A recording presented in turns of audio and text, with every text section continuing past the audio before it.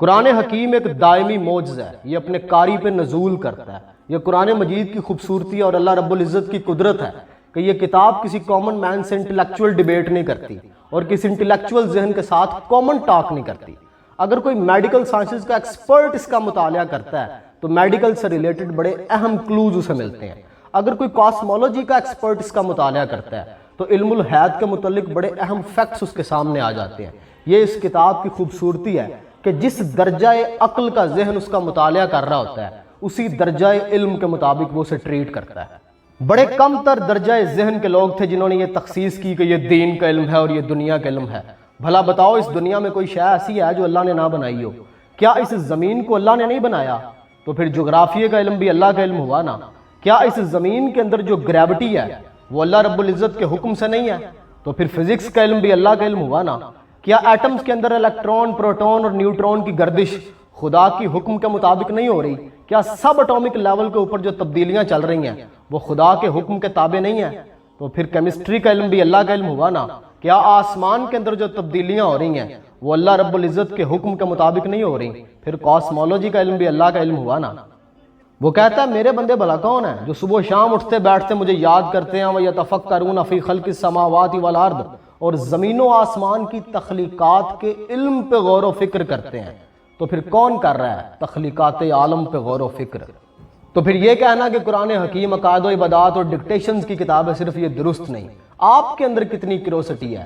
اس دنیا کے اندر کوئی ایسا علم ایگزسٹ نہیں کرتا جو قرآن حکیم کے اندر موجود نہ ہو، لیکن ڈیپینڈ کرتا ہے کہ آپ میں کتنی کیوریوسٹی ہے، آپ میں کتنا تجسس ہے، آپ کیا سیکھنا چاہتے ہیں، آپ کے پاس کتنی انفارمیشن۔ یہ غور و فکر کرنے والوں کی کتاب ہے۔ هل اتى على الانسان حين من الدهر لم يكن شيئا مذكورا، یہ آیت آپ کسی بایولوجسٹ کو پڑھائیں، کسی ہارٹیکلچرسٹ کو پڑھائیں، کسی انوائرمنٹلسٹ کو پڑھائیں، وہ آپ کو بتائے گا کتنا بڑا راز کھل گیا ہے۔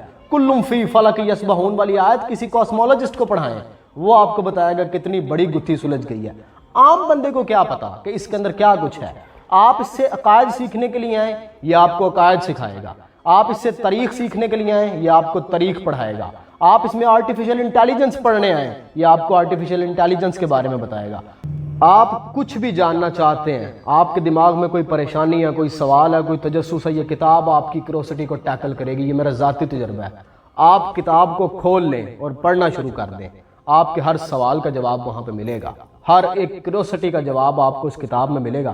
بڑا ایک مزیدار سا واقعہ میں آپ کو سنا دیتا ہوں۔ میرے ایک دوست ہے تو ان کے دوست تھے آگے، محبت کے اندر کوئی بڑی شدید قسم کی ناکامی ہوئی، بڑی انگزائٹی اور ڈپریشن میں تھے، اور بڑی شدید قسم کے لوگ ایموشنل ہو جاتے ہیں، اور بڑے سائیکالوجسٹ سے انہوں نے سیشنز بھی کروائے، علاج بھی کروایا، لیکن وہ ہیل نہیں کر پا رہے تھے۔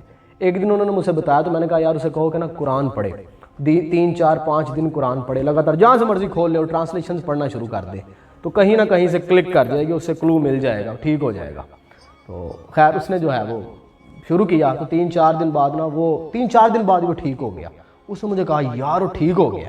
میں نے اسے کہا مجھے ملوا اس کے ساتھ، تو میں اسے ملا، میں نے اسے کہا کہ وہ بالکل بشاش ہو گیا۔ میں نے اسے کہا کہ بتاؤ کیسے ہوا یہ سارا کچھ؟ اس نے کہا آپ نے تو بتایا تھا۔ میں کہا یار میں تو بس ایویں بتایا تھا، یہ بتاؤ ہوا کیسے ہے؟ یعنی کہ مجھے یہ تھوڑی پتا تھا کہ 2 3 دن میں تم ٹھیک ہو جاؤ گے، مجھے یہ بتاؤ کہ کہاں پہ آ کے وہ کلو آپ کے دماغ میں آیا اور آپ بالکل ٹھیک ہو گئے۔ وہ کہتا ہے میں یوں ہیل ہو گیا ہوں، مطلب جیسے کبھی کچھ ہوا ہی نہیں تھا۔ تو میں نے اسے پوچھا کہ بتاؤ کیا؟ اس نے کہا میں 2 3 دن سے پڑھ رہا تھا، روزانہ میں پڑھتا تھا قرآن، کوئی گھنٹہ 1.5 گھنٹہ میں اس کی ٹرانسلیشن پڑھ رہا تھا۔ ایک دن ایک آیت میری نظر کے سامنے سے گزری اور مجھے ایسے لگا کہ کوئی غم ہی دنیا میں نہیں رہا۔ تو میں نے اسے پوچھا کہ کون سی تھی وہ آیت؟ اس نے کہا کہ اس آیت کا ترجمہ کچھ ایسا تھا، اس کا مفہوم یہ تھا کہ ہو سکتا ہے جس چیز سے تم بڑی محبت کرتے ہو اس میں تمہارے لیے شر پوشیدہ ہو، اور جو چیز جس سے تم کراہت کھاتے ہو اس میں اللہ نے خیر رکھی ہو، تم نہیں جانتے، اللہ خوب جانتا ہے۔ وہ کہتا ہے میں نے یہ آیت پڑھی تو مجھے ایسا لگا کہ واقعی میرے رب نے کہا کہ تم نہیں جانتے، میں خوب جانتا ہوں، تمہیں بڑی محبت تھی، ہو سکتا ہے کہ اس میں شر پوشیدہ ہو، اور جس میں تم بڑی کراہت کھا رہے ہو اس میں نے خیر رکھی ہوئی ہے، تمہیں نہیں پتا۔ تو کہتا ہے جب میں نے وہ آیت پڑھی نا تو میں بالکل ہیل کر گیا، پتہ نہیں اتنا بڑا سائیکولوجیکل اثر ہوا میرے اوپر کہ مجھے لگتا ہے کہ میں بالکل ٹھیک ہو گیا ہوں، اب کوئی غم ہی نہیں رہا۔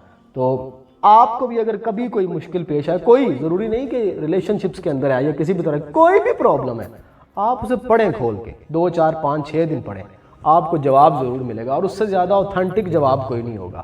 یہ میں نے جیسے شروعات میں کہا کہ یہ اپنے قاری پہ نزول کرتا ہے اس کے تجسس کے مطابق، وہ کتنا کیوریس ہے، وہ کیا جاننا چاہتا ہے۔ کاسمولوجسٹ کو وہ کاسمولوجی کے حقائق بتاتا ہے، علم الحیات والوں کو علم الحیات کے حقائق بتاتا ہے، بایولوجسٹ کو وہ بایولوجی کے حقائق بتاتا ہے۔